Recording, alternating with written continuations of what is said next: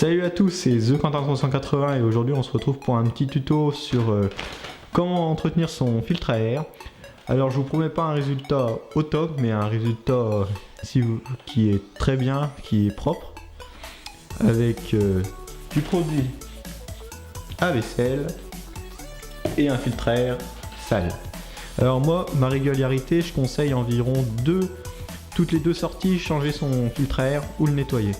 Donc c'est pour ça que pour une moto, il faut environ avoir 2 filtres à air minimum.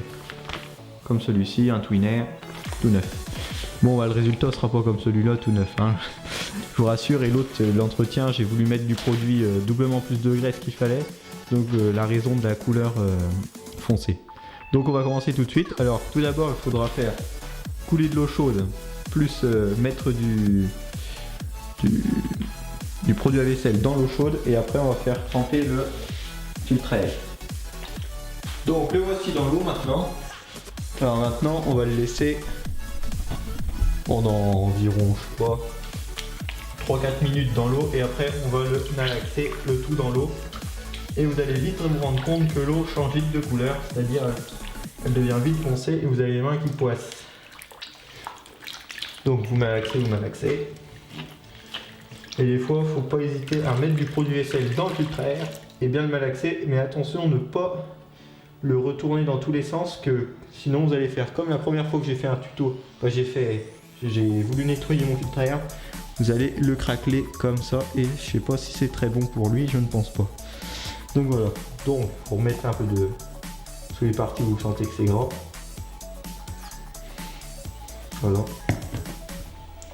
et puis vous frottez, ça va mousser, c'est ce qu'il faut.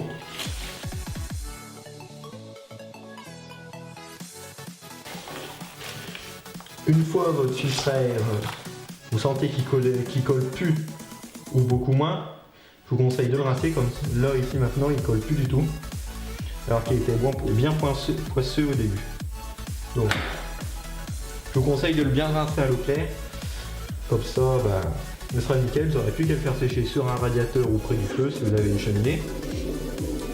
Et après mettre de la bonne graisse au filtre à air, gentiment, une simple pellicule peut me vider la bombe dessus. Donc voilà, bon bah c'était TheQuentin380 et c'était un petit tuto pour comment bien nettoyer son filtre à air et pouvoir s'en réutiliser rapidement.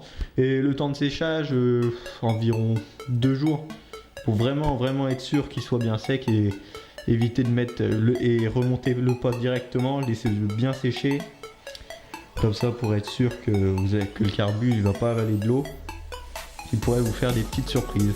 Donc voilà, bon bah c'était TheQuentin380 pour un petit tuto, j'espère qu'il vous aura aidé ou informé pour les plus débutants. Donc voilà, bon allez, salut à tous.